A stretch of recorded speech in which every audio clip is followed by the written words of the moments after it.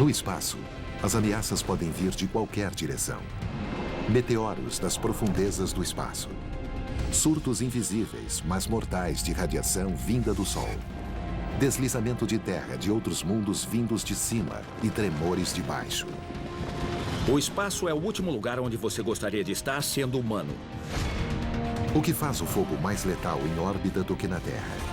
O que acontece com alguém exposto aos duros extremos do espaço sideral? A saliva, o sangue, passa de um estado líquido para um estado gasoso. Aperte o cinto. Prepare-se para desastres espaciais.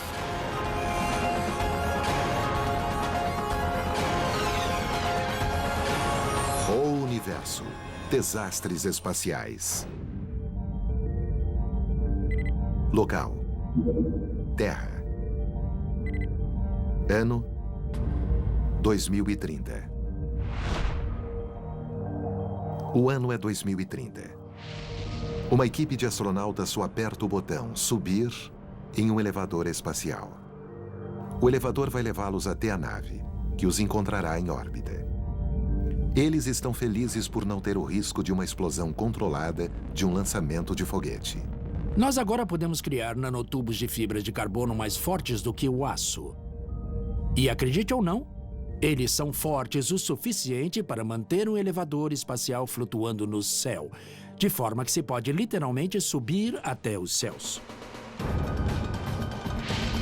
O cabo de 76 mil quilômetros fica preso à doca de acoplamento, a qual gira na mesma taxa que a Terra.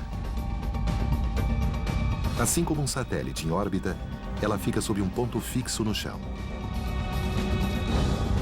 Um elevador espacial seria o sonho de qualquer astronauta. Mas o sonho deste elevador pode também se tornar um pesadelo. O elevador espacial tem de ser ancorado à Terra. Mas o que acontece quando tempestades ocorrem? E, de repente, o cabo começa a se romper. Os cabos ainda conectados ao espaço balançam com força, arremessando objetos a centenas de quilômetros em qualquer direção. Também é possível que algum tipo de computador guia ou problema de empuxo possa tirar a plataforma de curso no espaço, cortando o cabo pelo topo. Se isso acontecer enquanto a tripulação estiver subindo ou descendo no cabo, seria a última jornada da vida deles. E os 76 mil quilômetros de cabo descendo até a Terra são suficientes para dar a volta quase 3 vezes no planeta pelo Equador, causando destruição em uma extensa área. Não só seria desastroso e perigoso para as pessoas envolvidas, mas a energia cinética de um cabo como aquele, chicoteando pela atmosfera, seria uma ameaça à navegação. Então, ainda haverá um perigo iminente nele, como qualquer sistema humano tem. Este é um dos vários possíveis desastres futuros aguardando os exploradores espaciais.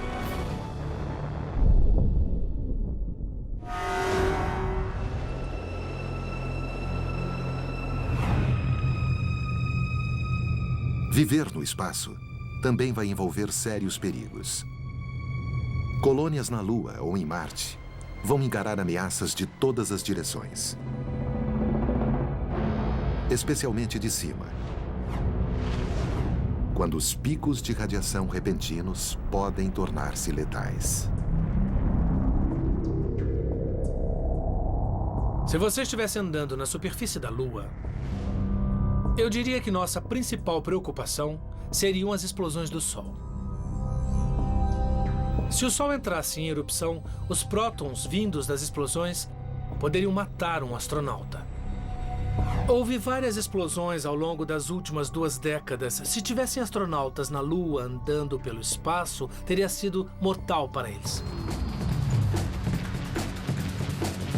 Na Terra, estamos protegidos da maioria da radiação. A atmosfera e o campo magnético da Terra são como uma grade de proteção, permitindo só uma fração das partículas passar.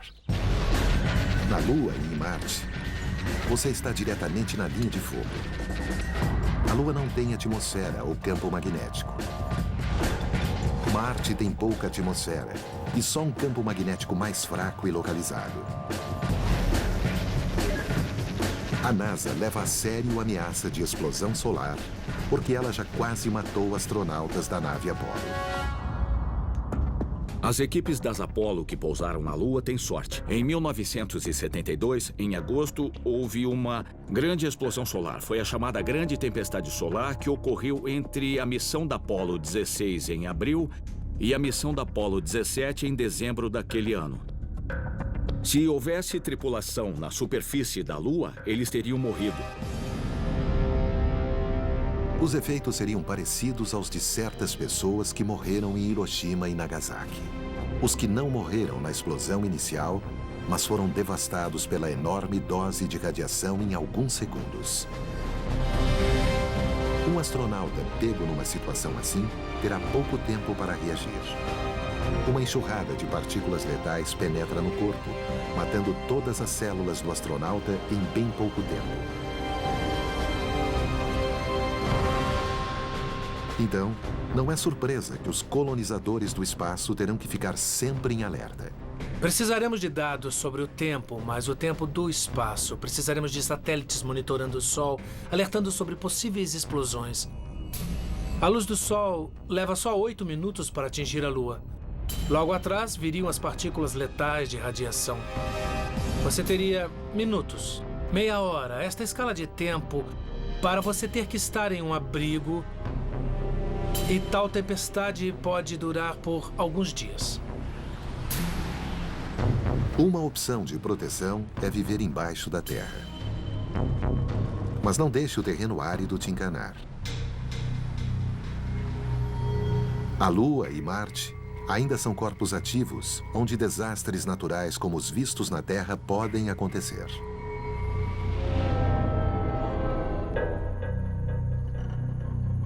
Eu estou aqui no deserto Mojave, numa caverna criada por derramamento de lava, sob cerca de 1 a 2 metros de rochas. Bom, ficar embaixo da Terra, numa caverna, pode ser uma opção para se habituar à Lua ou a Marte. Na superfície da Lua e Marte, tem radiação do Sol, tem radiação cósmica. Em Marte, há tempestades de poeira. Embaixo da Terra, estamos a salvo destes perigos. Mas existem outros riscos. Imagine estar nesta caverna num tremor. Rochas caindo, nos esmagando, batendo em nós.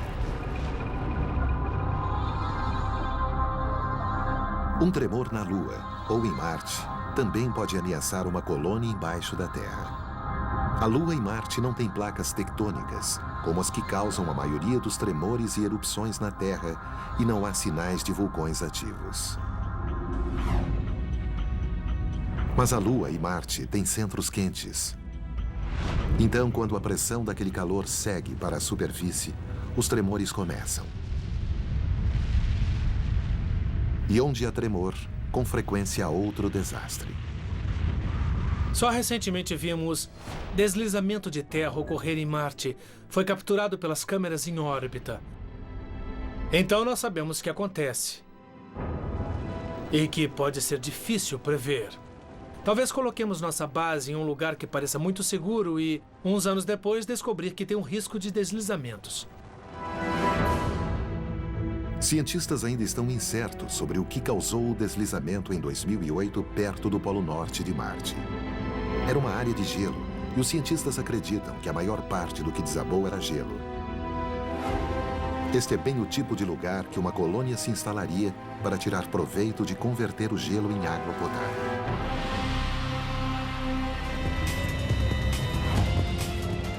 Mesmo um tremor distante poderia causar um desabamento perto de uma colônia. Mas e se existir uma ruptura escondida bem embaixo dos prédios?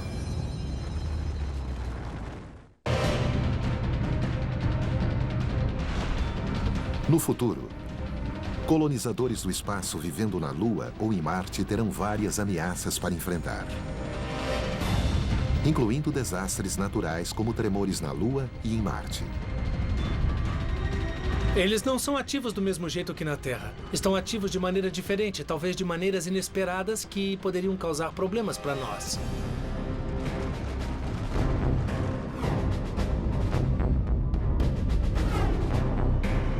Já que nosso conhecimento destes mundos só literalmente arranhou a superfície,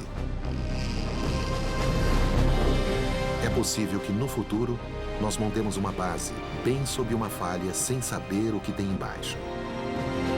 E já que o peso é sempre um problema ao se carregar coisas para o espaço, construções leves podem ser muito vulneráveis, sobretudo a camada mais externa. Se algo acontecer àquela camada protetora, é um problema muito rápido, já que os gases saem do habitat. É preciso um método muito rápido e eficiente para entrar numa roupa espacial e sobreviver a tal descompressão. A morte não seria imediata se o oxigênio e a pressão atmosférica dentro da colônia de repente fossem perdidas. Marte tem uma atmosfera fina, mas não dá para respirar, já que a maior parte é dióxido de carbono.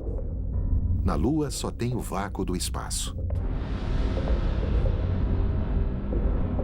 Mas ainda haveria uma chance, pelo que aprendemos de acidentes industriais em câmaras de vácuo na Terra. Dá para sobreviver à exposição por cerca de 1 minuto. Mas se você ficar no vácuo por mais tempo, não há oxigênio suficiente. Então, o nitrogênio que está saturado no sangue e tecidos volta ao estado gasoso e causa bolhas. Esta é a doença da descompressão. E também, se você prender a respiração, você pode ficar com um pulmão superinflado. E ele se rompe, levando o ar para a corrente sanguínea. Isso é chamado de embolismo. Então, há múltiplos fatores que podem resultar em morte pela exposição ao vácuo do espaço.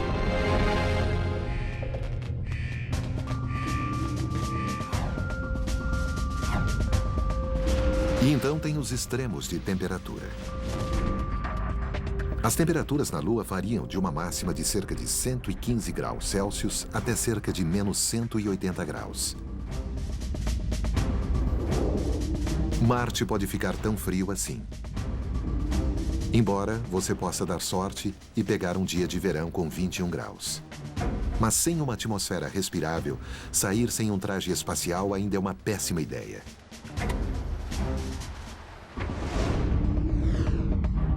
Outra coisa que colonizadores na superfície terão que ficar de olho são meteoros. As crateras na Lua são uma prova. É um alvo fácil.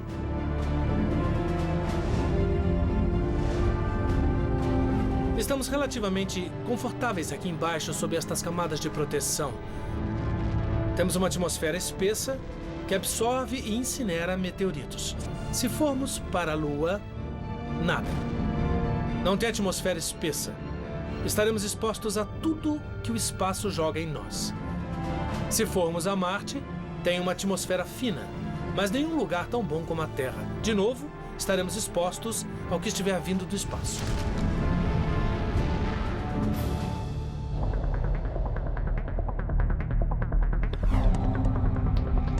Meteoros menores de poucos centímetros ou frações de centímetros de largura, chamados de micrometeoritos, vão bater com mais frequência e sem aviso.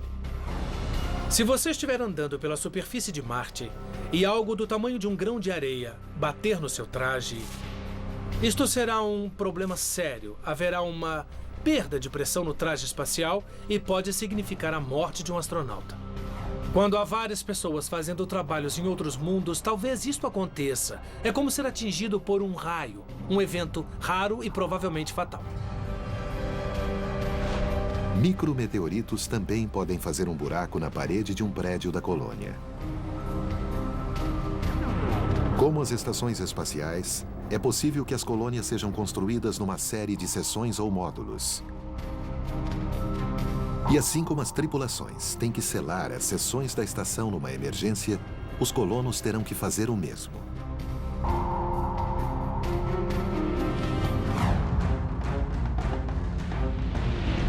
Grandes meteoros, com sorte, serão rastreados.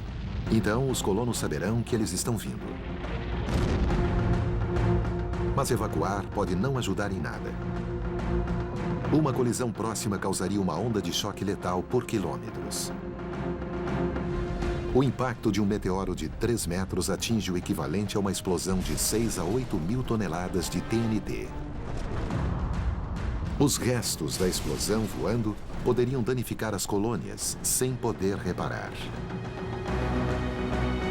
E qualquer coisa próxima a uma colisão direta sobrará pouca evidência de que os colonos um dia estiveram lá.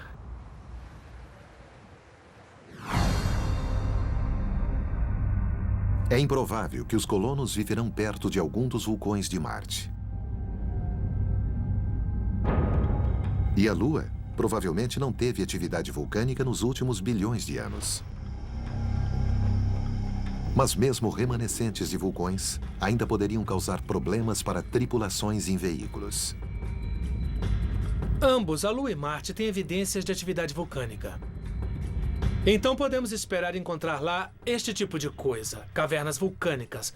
Imagine dirigir na superfície e de repente encontrar isto. Poderia estragar seu dia, seu veículo. Você poderia estar no fundo da caverna sem ter como sair. Pior que isto seria imaginar uma destas cavernas com uma fina camada de rocha vulcânica no topo. Você passa por cima do topo e de repente você cai. Nem todos os desastres na colônia serão tão dramáticos. Ficar sem suprimentos é um dos maiores perigos. Já que a Lua é bem mais perto, suprimentos de emergência chegariam em questão de dias. Em Marte, a ajuda leva de muitos meses até anos, dependendo de como os planetas estão alinhados. Em Marte, se algo sair errado e você perder uns estoques, a reposição pode estar a 2, 3 anos de distância. Você acha que tem suficiente, mas perde metade em um acidente. Você já era, é um problema. Acho que significa que terá que ter mais do que o necessário. Precisará do suficiente para 5, 6 anos.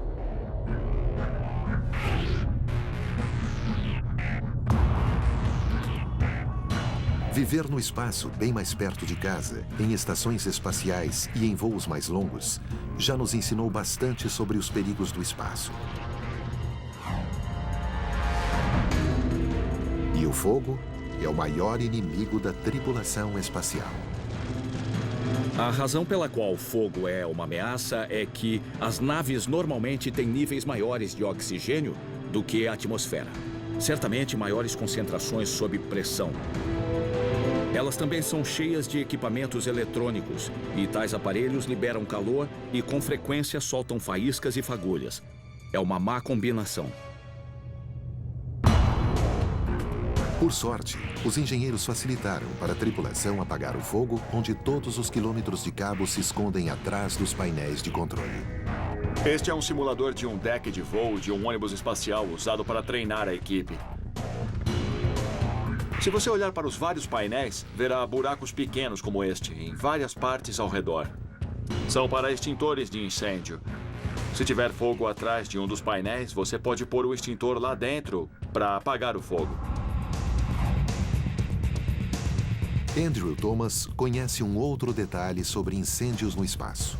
Quando estava na Estação Espacial Mir, em 98, um incêndio começou de repente. Toda aquela fumaça encheu a cabine, fazendo a ignição da chama. Equipes se esbarrando pelo espaço, enclausuradas em suas naves, desesperadas para manter uma atmosfera como a da Terra lá dentro.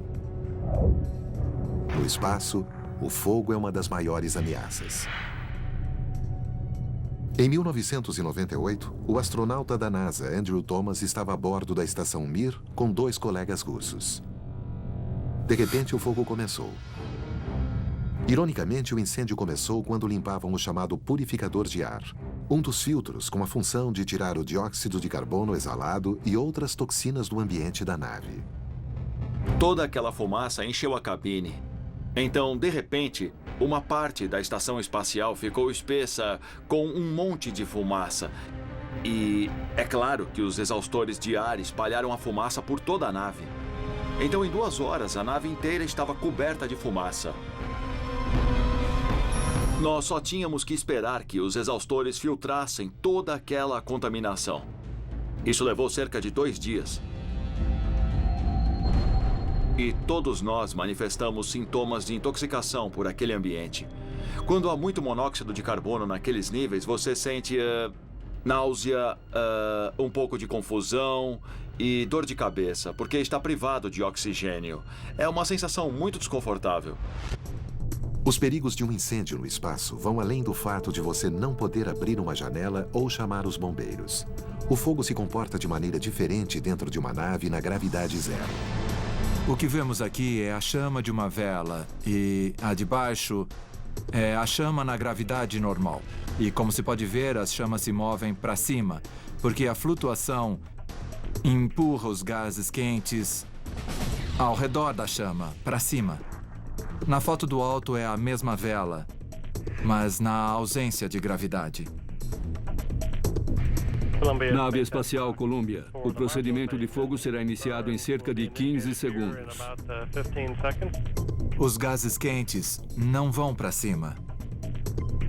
E o que você tem é uma chama esférica. Fazendo a ignição da chama.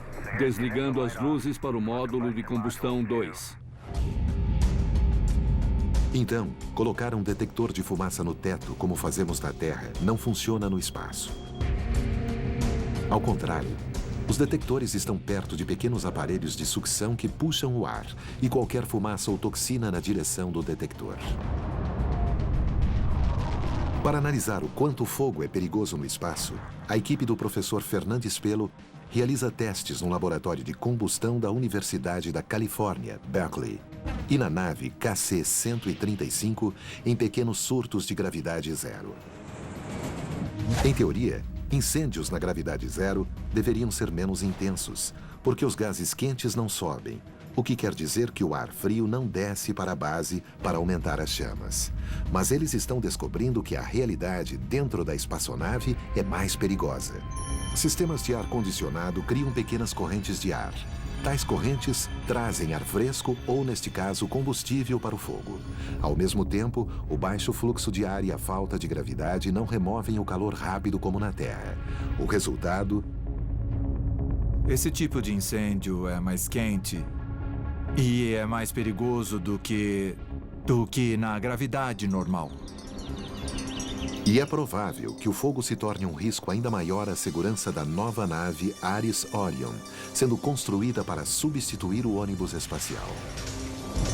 O que eles decidiram fazer foi reduzir a pressão e aumentar o oxigênio. Fazendo isso, eles reduziram o tempo de preparação que leva para o astronauta ir de dentro para fora do veículo.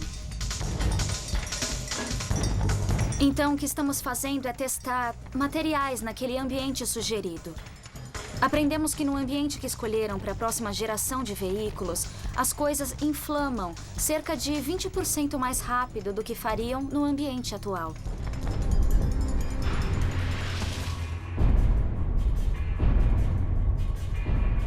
A combinação de um alto conteúdo de oxigênio e baixo fluxo de ar significa que quase tudo pode pegar fogo, até metal. No pior cenário futuro possível, a tripulação de uma estação espacial não conseguirá apagar um incêndio. Ele cresce rápido demais para conseguirem se isolar em um módulo separado. Mesmo que coloquem máscaras de oxigênio de emergência, o calor das chamas provavelmente vai matá-los. E se de algum jeito sobreviverem às chamas, o sistema de filtragem estará sobrecarregado.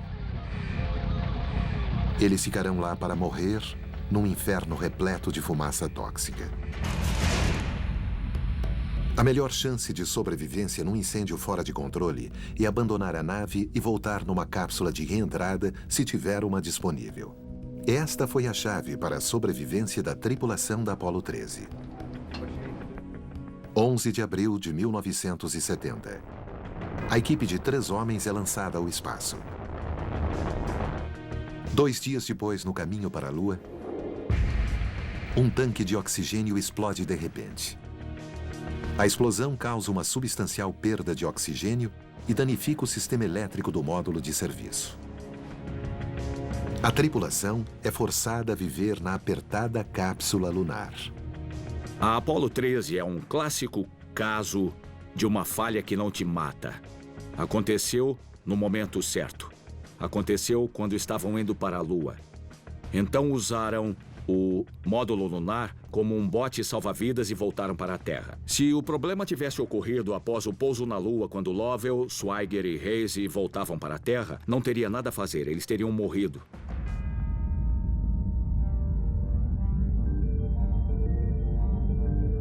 A ameaça do fogo é especialmente grande dentro de trajes espaciais. Nas caminhadas no espaço conhecidas como AEVs ou atividades extraveiculares, os trajes têm que ser mantidos em baixas pressões. Trabalhar a uma fração da atmosfera da Terra é a chave para a flexibilidade. Se você tivesse um traje espacial que estivesse a 1 atmosfera, seria basicamente como estar em um balão. Você não se moveria. Com a pressão baixa, assim como um alpinista na fina atmosfera do Monte Everest, astronautas precisam respirar 100% de oxigênio bastante inflamável.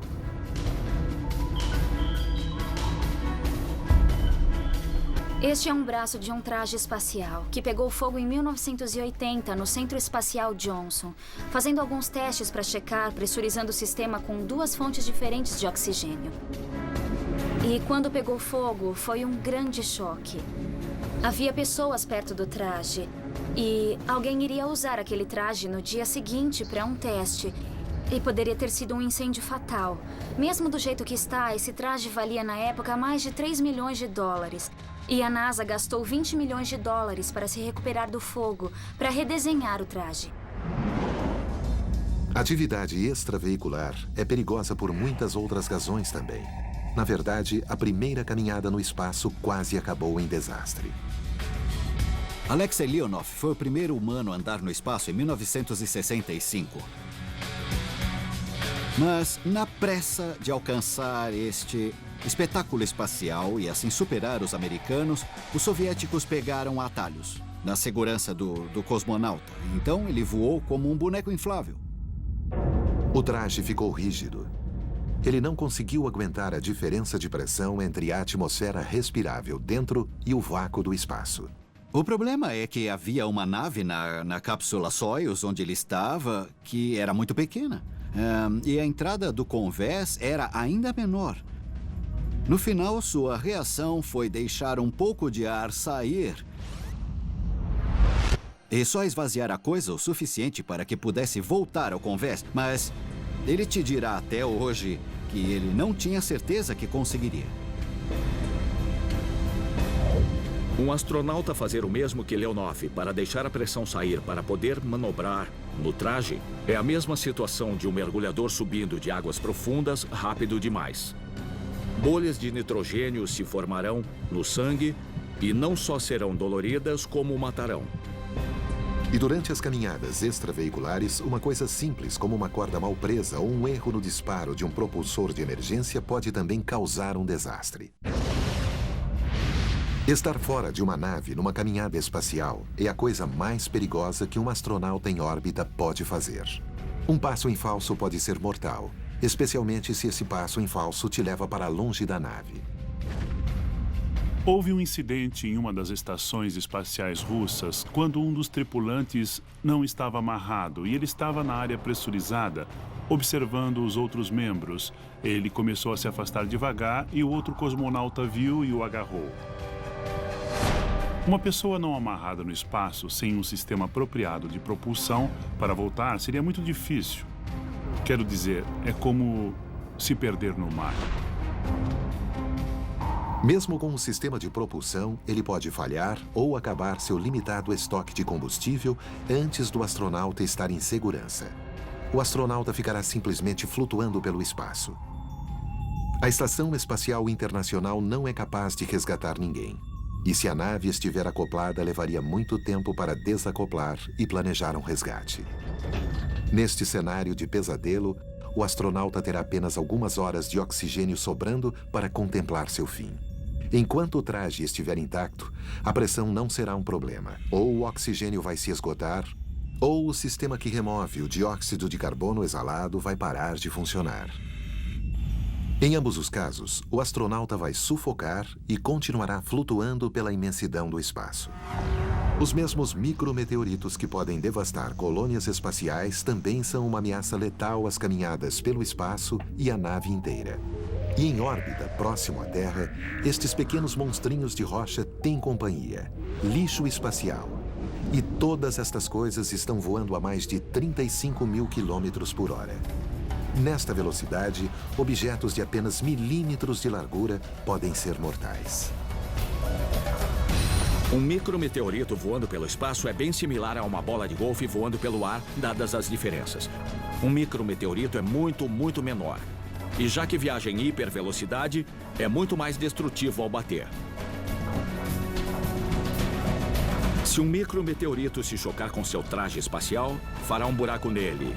Você não alcança ou tem a habilidade de remendá-lo ou consertá-lo, a não ser que tenha um colega astronauta. Você vai morrer, seu ar vai escapar com rapidez, vai vazar. Seu sangue vai ferver. Será o seu fim. E o que faz o sangue borbulhar? Bem, no espaço, o sangue ferver não tem nada a ver com calor. Tem a ver com a repentina ausência de pressão atmosférica. A ideia de que o sangue ferve é, na verdade, um conceito errado. Os fluidos do seu corpo vão de um estado líquido para um gasoso. Existem várias histórias sobre o que acontece com pessoas desprotegidas no espaço. Esta é a história real. Quando o vácuo do espaço preenche trajes espaciais com vazamentos, as partes líquidas dos olhos e língua começam a borbulhar, assim como toda a saliva, fluidos internos e o sangue. Quando o sangue vira gás, o oxigênio não vai mais para o cérebro, nem para lugar nenhum. O cérebro apaga em cerca de 15 segundos, deixando a pessoa inconsciente. Logo depois, o resto das células do corpo morrem. Extremos de temperatura também poderiam ter um papel, já que as áreas iluminadas do espaço chegam a 120 graus Celsius e nas áreas com sombra rapidamente caem para 180 graus abaixo de zero. E quando um buraco é muito grande para um traje espacial? Você está pedindo para uma quantidade bem pequena de matéria para parar uma partícula vinda a 7 km por segundo. Aqui está o buraco de entrada do teste. E tem muitas camadas terminando no que é chamado de retentor. Esta é uma camada de retenção de impacto. É um buraco de cerca de 2 ou 3 milímetros. 4 milímetros para um traje de AIV nas partes moles deste material seria catastrófico. Por sorte, ninguém no espaço jamais teve este destino. Impacto também pode causar problemas de maneiras mais sorrateiras. Então, a NASA vai a grandes distâncias para simular diferentes tipos de danos por micrometeoritos aqui na Terra. Pesquisadores no prédio da hipervelocidade no Centro de Testes de White Sands, no Novo México, criaram impactos usando armas de hidrogênio comprimido. Estas armas, com certeza, geram calor, atirando objetos até 30 mil quilômetros por hora em pedaços de naves e estações espaciais para avaliar o dano. Nessa velocidade, você consegue ir de Los Angeles a Nova York em cerca de 8 minutos. O teste que nós vamos realizar hoje é em um cabo de uma estação espacial internacional, que astronautas usam fora da estação para circular ao redor dela com segurança.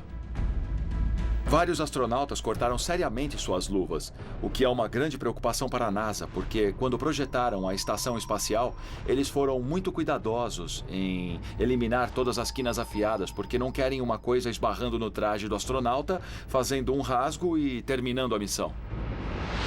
Os técnicos montaram o cabo na câmara-alvo, colocaram o pequeno projétil de menos de 1 milímetro em um suporte que vai desintegrar depois de disparado e então adicionam pólvora ao cano. Nós pegamos pólvora e empurramos um pistão que comprime gás hidrogênio até cerca de 6.900 atmosferas. É esse gás altamente comprimido que acelera os projéteis de 0 a 30 mil quilômetros por hora. Nós usamos 3 tipos de câmeras. Uma tira uma foto comum, a outra faz um filme. E o terceiro tipo é uma câmera digital que tira 16 fotos a 200 milhões de quadros por segundo.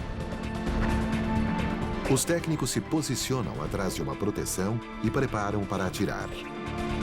A câmara é privada de oxigênio e outros gases para simular o vácuo do espaço sideral.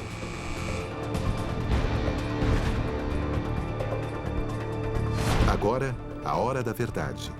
Qual o dano que este micrometeorito simulado causa? Mesmo que seja um pequeno impacto, tem uma pontinha suficientemente grande para que um astronauta segure nessa ponta e faça um rasgo em sua luva. E se um projétil com apenas frações de milímetros de largura pode causar este tipo de dano, você não vai acreditar no que um objeto maior pode fazer. Nas instalações de teste da NASA, em White Sands, no Novo México, pesquisadores carregam pequenos projéteis em armas enormes. Os projéteis simulam micrometeoritos e lixo espacial. Eles batem em partes da nave a até 30 mil quilômetros por hora, criando desastres na Terra para entender melhor os desastres no espaço. Em tais velocidades incrivelmente altas, um objeto bem pequeno pode causar um problema enorme. Eu estou dentro da nossa maior câmara-alvo, o da arma de 3 centímetros. A arma tem 53 metros de comprimento e pode lançar um projétil de até 2 centímetros. Estou segurando um alvo que sofreu um impacto de um projétil de 2 centímetros. Como se pode ver, este é o buraco de entrada e atravessou todo o objeto testado. Um impacto desse tamanho seria um evento catastrófico no espaço.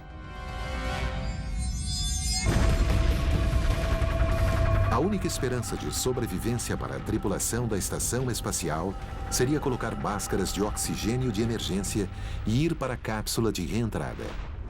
Um objeto de menos de 3 centímetros os teria forçado a abandonar esta instalação multibilionária. Este tipo de cenário é a razão pela qual as equipes estão sempre colocando camadas extra de proteção para sair da estação. Por outro tipo de colisão espacial, só temos que culpar nós mesmos.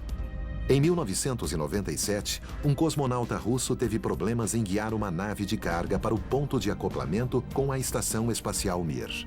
Bom, sabemos que na aviação 70% dos acidentes têm relação com o homem.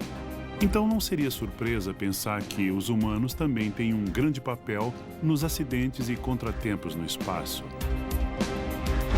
A colisão da Mir foi, na verdade, porque um membro da equipe reclamou que não estava preparado o suficiente para fazer a manobra.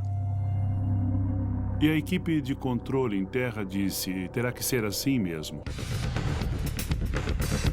A colisão ocorreu e acabou causando danos e vazamento na cabine, então começaram a perder pressão na cabine. Então a estação espacial começou a girar porque era como bolas de sinuca. Uma bate na outra e a outra se move. Então, mesmo uma coisa pequena como controlar o encontro e o acoplamento quase teve resultados catastróficos. Mas os desastres que aconteceram no espaço ainda são poucos em comparação aos desastres para chegar até o espaço e retornar.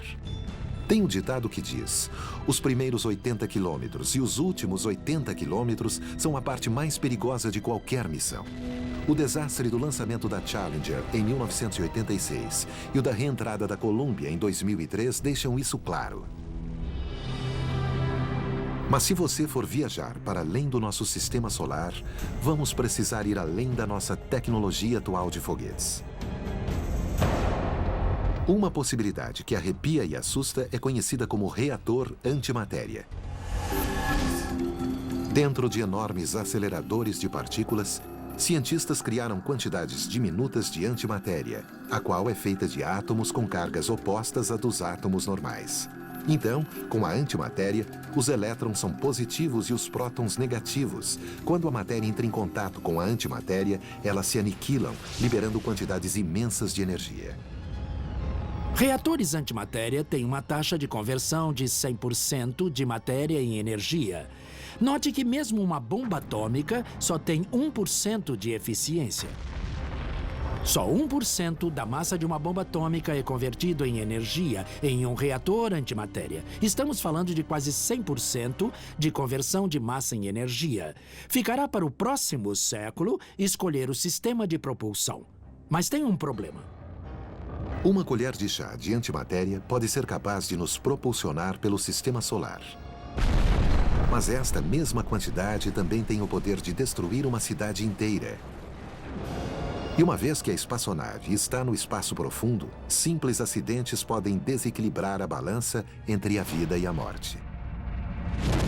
Se nos aventurarmos até Marte e além, com as viagens levando anos, as chances de acabar abandonado no espaço ficarão cada vez maiores. Por exemplo, se um micrometeorito bater num tanque de oxigênio num voo para Marte, e se seu ar estiver se esgotando, não há nada para fazer. Você pode morrer, mesmo que isso leve um tempo. Outra fonte de desastres, especialmente em jornadas que duram anos, é algo que muitas pessoas não dão importância. Uma coisa que esquecemos são nossos companheiros, nossos amigos astronautas. Se você está enclausurado nessa pequena cápsula espacial por, vamos dizer, 1 ano numa ida a Marte ou anos indo até o espaço profundo, você pode ficar louco, pode ficar claustrofóbico. O cara ao lado pode te dar nos nervos e você querer matá-lo após um certo ponto. Embora os incidentes não sejam muito divulgados, tripulações tiveram problemas em se dar bem no passado, com resultados perigosos. Houve pelo menos uma equipe de uma estação espacial soviética nos anos 70 que era bem famosa por não se dar bem e supostamente brigaram de socos. O estresse vai se manifestar nestas missões de longa duração. Qualquer um que pense que não vai está se enganando. Para deixar as coisas mais interessantes, os cosmonautas russos supostamente tinham armas de fogo guardadas a bordo, como precaução após um pouso extremamente fora do curso em 1965. A tripulação pousou na mata, na Sibéria, e ficaram lá por cerca de 3 dias. Tiveram que lutar contra lobos até serem resgatados. Depois daquela missão em particular, os soviéticos decidiram que iriam colocar uma arma de cano curto em cada cápsula Soyuz, no caso de algo assim acontecer de novo. Existem rumores hoje de que os cosmonautas têm armas guardadas em kits de emergência. Mas ninguém estava ávido a oferecer nenhum detalhe oficial sobre armas no espaço. E o risco de ter uma arma a bordo não é só uma preocupação se os ânimos esquentarem. Há, na verdade, um caso documentado de um especialista em cargas que voou num ônibus espacial, cujo experimento falhou. Ele tinha passado a vida preparando esse experimento e falhou. Todos acreditaram quando ele falou em se suicidar. Então, a tripulação, por sua vez, tentou protegê-lo e vigiar o convés para que ele não os matasse.